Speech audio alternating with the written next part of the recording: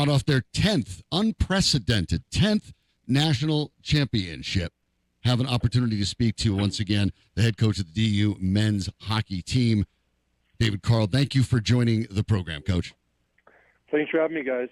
Thank you. So it really is a treat to have you in particular. And I guess I have a question for you in sort of two parts. Obviously, when you're talking about a 10th championship and the 5th in this century, the 5th since 2000, being part of a legacy certainly means something. And maybe you could discuss what that means at the University of Denver to be a part of this new record.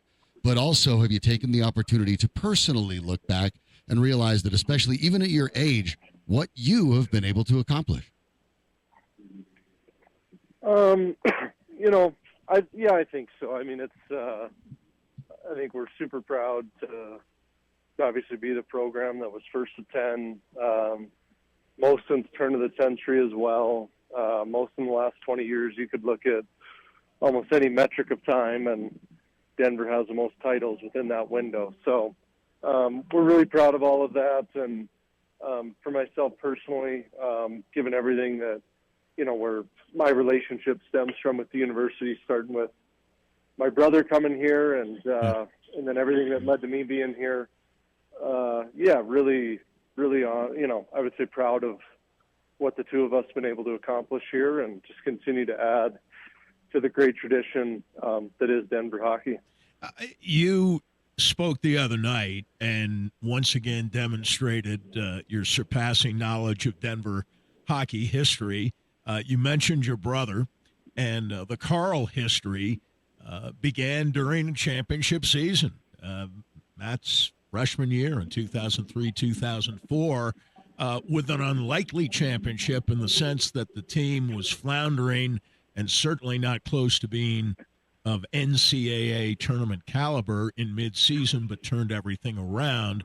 And I'm wondering, have you had the chance to talk with Matt, and if you had, could you share portions of that conversation? The Carle hockey history is more or less identical with the DU hockey history over the last 20 years.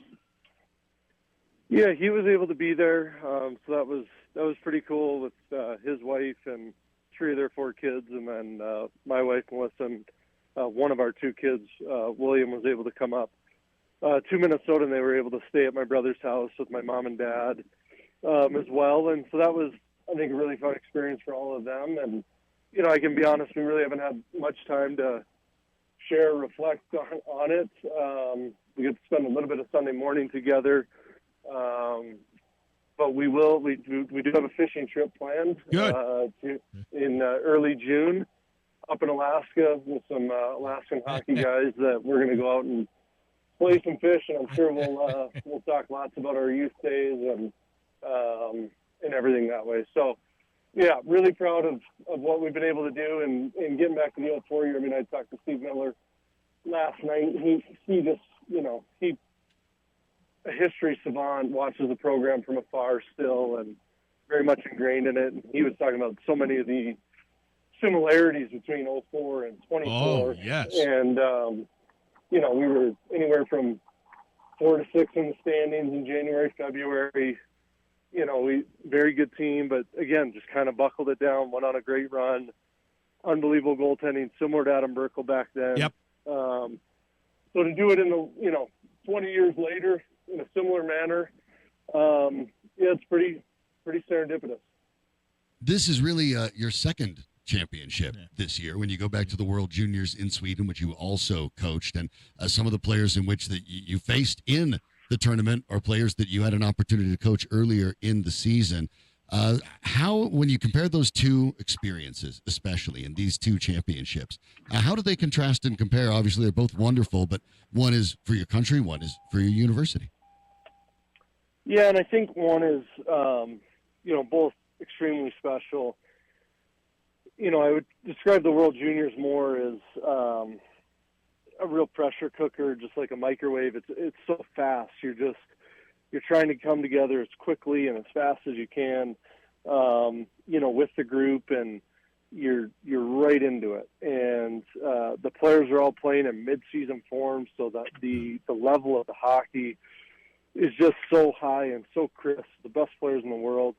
And that was really rewarding because of what the 04 group had been through with some of their heartbreak at the World U18s and then the U20s the year prior. And so, again, everything you do as a coach, you really just want to see the joy for the kids at the end of the event. And that was so rewarding. And then you get into DU, and it's a lot longer, slower process of a cook, because we've known Jack Devine for 6-7 years, but we've only coached him for 3 now. Right. It's just, you build such a long level of relationship and chemistry and time with each player, and obviously the season much longer than that tournament, and both unbelievably rewarding in different ways. But again, the same joy though is felt because you see all these kids come together and want to be a part of something special, and then they get to accomplish that with each other. You mentioned Adam Gerpko before, and Adam had some starting history, I think, as I remember, prior to that 03-04 season. He did. Your goaltender, Matt Davis, really didn't have extensive starting experience prior to this year. And although he had a good year, his statistics didn't jump off the page. How satisfying was it for you to watch Matt Davis play against some goaltenders in the NCAA tournament who are National Hockey League draft picks or at least highly regarded NHL prospects for the future? And your free agent goaltender outplays them all. Yeah, I think he certainly raised his hand for NHL and pro interest. That's for sure. It was really cool. Maddie's got a great story, and had been a starter 2 years in Spruce Grove in the AJHL, back where he's from in Calgary. Spruce Grove's a suburb of Edmonton, but close to home for him. And then he comes down to the USHL in Green Bay and is a starter there. So he's been a starter 3 years in junior hockey. And now we're asking him to come to Denver, play 2 years behind Magnus Krona, get to see him win a championship in his freshman year. And then from there, his junior year, he's thrust back into a starting role, something he hasn't done for 2 years. And 5 games in, he gets injured. And then he's out the whole rest of the first half. So then he comes back from break, and we played him every game from January on, let him work through it. Tavis McMillan, Ryan Massa were, I think, instrumental in working with him and preaching of, hey, we got to keep going back to him. We have to keep going. He has to work through it. He has to work through it. And he did it. And, from a 2.5 years removed from being a starter, I think what we saw in January and halfway through February was a goalie who was learning how to be a starter again as we reflect back on it. And he figured it out. He found his rhythm, found his groove. And now I think we're so excited for him to, get a full year healthy next year, have an opportunity to win another championship. And like I said, at the start of the question, he's raised his hand for NHL interest. And I think it would certainly be there for him at the end of next season after another full year of a successful year. We were being facetious the other day, and you can respond to this in any way you might want. I guess the Hockey News had the same notion of mischief when it suggested, maybe you could do some kind of lend-lease with the Avalanche and lend Matt out for the Stanley Cup playoffs. I know procedurally that's not possible, and he is coming back to play for DU next year, but I don't know of any goaltender in the history of the DU program, or maybe with the exception of Patrick Waugh, who would have gotten, I think I counted 4 separate standing ovations at the Monday night celebration ceremony at Magnus Arena. Yeah, that was pretty cool to see, and well earned. I mean, he gives up 3 goals in what totals to be about 5 games of hockey because all the overtimes. Right. I was speaking at the event, and I looked down, and there was notes of whatever different statistics. And I read on there that Matt Davis tied for an NCAA record in save percentage, like a 9.16 or 9.87 or something. Right. Right. And it happened way back in 1967. Some guy we've never heard of since then, named Dryden. Exactly. Yeah. So what an accomplishment to let in one goal, and it's a shorthanded breakaway is what he let in. I just think back to the goals he let in. That's right. It's a goal mouth scramble against UMass. Yeah. The Cornell goal, we actually had a defenseman get kind of picked by the ref, which led to them continuing possession. And then ultimately scoring, and then the shorthanded breakaway. I mean, it's unbelievable what he did in 5 periods of hockey, but that's all he gave up were those 3 goals. When you talk about the idea of the attention that Matt Davis is getting, of course, you're going to probably get a little as well around after the championship. A lot of local papers around NHL teams that have openings, your name's obviously being one mentioned, because that's what happens when you have 2 championships.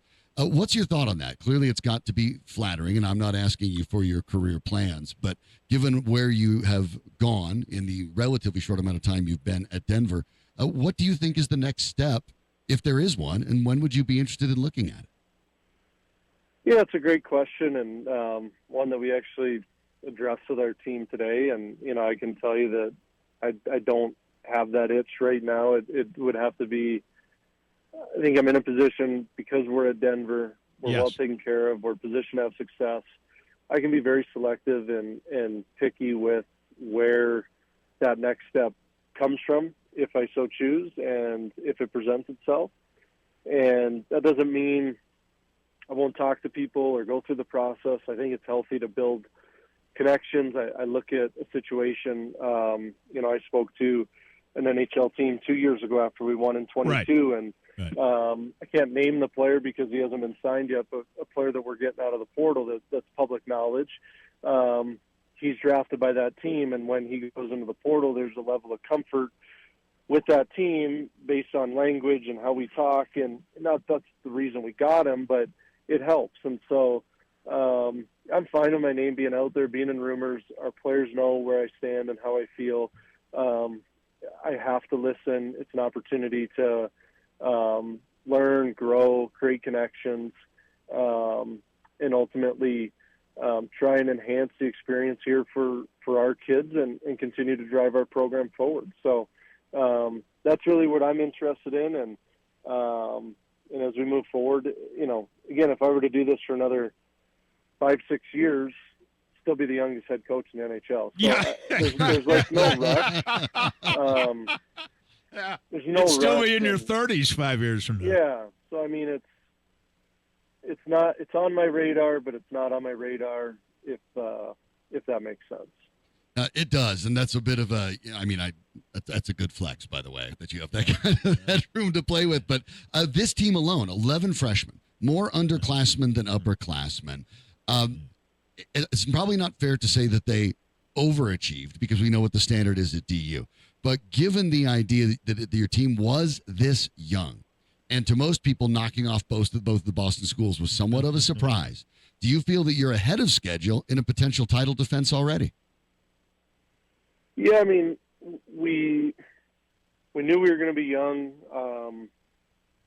I don't know if I want to say that we overachieved, but we reached a really, really high ceiling. One that even in February and March, we weren't sure if we were going to be able to get to. And so I'm really just proud of the guys and their buy-in and their commitment level, not to me or the staff, but to each other and to the program. And that's why you win. You need great leadership. You need great players who are willing to play for one another. And they took the team over the last 6 weeks of the year, and it was the sky was the limit, and they hit it. And so I don't know if a lot of people would have expected us to win. We certainly felt we'd be in contention, and when you're in contention, anything can happen. But to get the job done is such an amazing feeling, and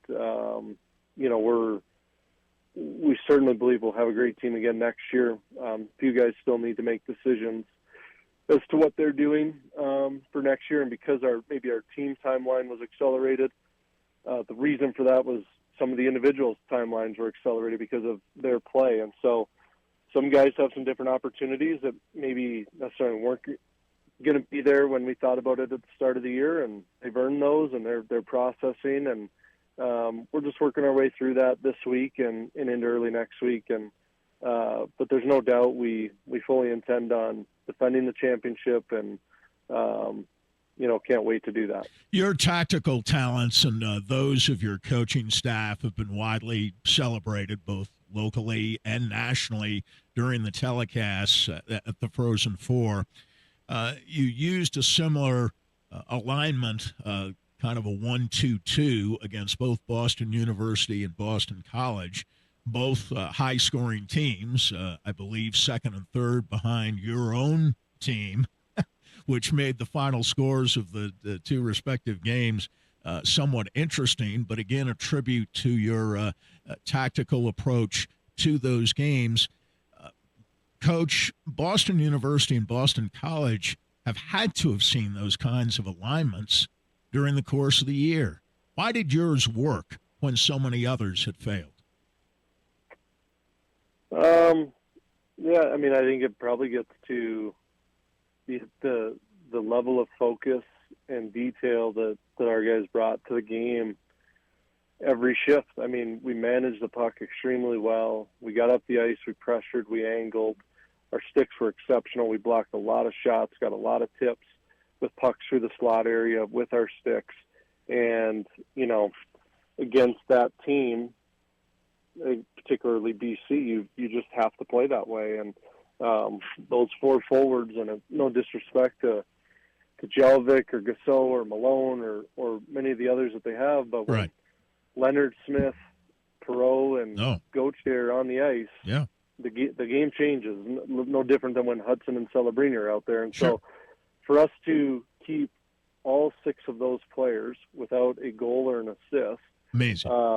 Is an amazing feat. And like I said, we give up the one shorthanded goal to Luke Tuck, on a bobbled puck on a rim play. And, other than that, it was pretty flawless. And when obviously it did break down at times, Matty Davis was lights out, saved his best period of the year for last. Those kills, we don't kill those off obviously without the massive save on Leonard, and the game potentially changes there. And Matty, not only does he make the save, but then we get the clear. And I don't know if anyone remembers, but Capone just takes a great angle and drills Powell as he's coming up the ice. You mean Capone hit somebody? Yeah, Capone, even on the penalty kill, he did it. So, I mean, that shocks me that Capone got a hit in that was not only clean but very timely. Yeah. I mean, he's one of the unsung heroes, right? And I want to let you run on this. One of the other people I thought of who got some acclaim, but obviously Davis got most of the attention for the number of goals you gave up and setting a record, actually winning with fewest goals scored at a Frozen Four ever for a champion with the 8 goals you scored. But I'm thinking of Shawn Behrens as the premier defensive defenseman, not only in your league, but perhaps in the country. Is there a way you can persuade him to come back next year, maybe by selling him on the idea that he could be the first player in the history of college hockey to be a part of 3 championship teams? Yeah, I mean, we've had meetings with him. He's obviously one of those guys processing and evaluating his options that he has earned, and he was great for us. I mean, I thought his hit on Celebrini, in the first period there on Thursday night, set the tone. It was great. And I think Macklin's a great player, but you take a hit like that. I think about to us in 2018. Troy Terry got hit by Dakota Joshua about 5-6 minutes into the game, open ice, near our bench, and the whole bench kind of like got an inch smaller. And you have those moments where when your best player, who everyone's seen to be kind of invincible throughout the year, gets knocked on his rear end. I think about Justin Lee, hitting Hughes in the semifinal against Michigan early. Yep. Some of those hits, they set the tone, and it lifts one bench up, and the other bench kind of drops an inch or two. And, I thought that was a huge moment in that game. That is the voice of two-time national champion David Carle, the head coach of the University of Denver's men's hockey team. You can follow him, by the way, on social at DCarleDU. By the way, a Carle connection with all 5 national championships won during the century by the DU Pioneers. So terrific legacy still being built by Coach Carle and the Pioneers. Remember, keep in mind, by the way, if the celebration isn't over on May 15th, the annual Hockey Awards banquet will be available at Magnus Arena. Keep an eye on that. You can go to denverpioneers.com and find out all the details and ticket information. That will come out soon. Coach, it's been a treat to be able to talk to you all season and even off season. What a tremendous year for you. Congratulations. Go catch yourself a lot of fish. We'll catch you later. Yeah. Yeah, thanks, fellas. I appreciate it. Thanks for having me on, and we look forward to seeing everyone at the banquet celebrating our great team. Absolutely. Thanks, Coach. Appreciate it. What a wonderful legacy he is building. When you look at the career winning percentage already, remember, he was the 4th youngest coach to ever win a college hockey championship in D1. You can imagine where he ranks among ones that have been the youngest to win 2. Yeah. All by yourself. All by yourself. And as you pointed out, and as he pointed out, and I love it, he's not even 35. He's 34 years old. He just turned 34 Yeah, this he year. turns 35 next year. I mean, this is a stunning legacy. And you're talking about a guy that's a DU alum. He's doing it at his university. Remarkable. And at age treat. 32, was interviewed for an NHL coaching position. So the interest in David Carle not new. As an NHL coach, as you say, nothing new. No, and it will continue to increase as well. But as he pointed out, you can be selective when you're at the best program in the history of college hockey. Most job openings are openings that come from teams in bad situations.